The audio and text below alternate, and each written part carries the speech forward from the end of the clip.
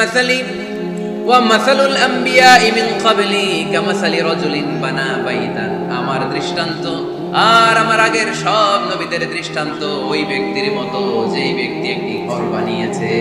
কি বানিয়েছে? চমৎকার, চোখ ধাঁধানো সৌন্দর্য দিয়ে ঘর। এই ঘরের ভুল ধরার মতো কোনো ভুল নাই। এত ডিজাইন, এত ইন্টেরিয়র ডিজাইন করেছে, লোকজন যেই আসে দেখে বলে বাহ বাহ। দেখে কি বলে?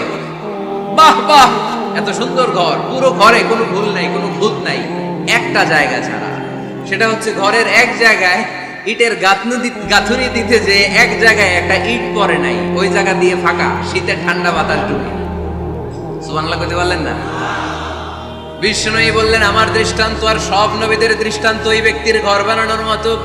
যে ব্যক্তি সুন্দর ঘর বানালো, তার ঘরে যেই দেখে সে বাহাবা বলে, কোনো ভুল নাই, কোনো ভুল নাই, একটা জায়গা ছাড়া। দেখা গেল এক জায়গায় ইটের গাঁথুনি পড়ে নাই, একটা ইটা নাই। বিশ্বনবী বললেন আনাল্লাবিনা, আমি হইলাম ওই ইটা। আমার ওই জায়গায় সেট করে দিলে পুরো ঘরটারে পরিপূর্ণ করে দিবে কে? তাই আমি ছাড়া এই পৃথিবী অসম্পূর্ণ, অপূর্ণাঙ্গ। যখনই আমি এসেছি গোটা বিশ্ব পূর্ণাঙ্গ হয়েছে। ঠিক কি না?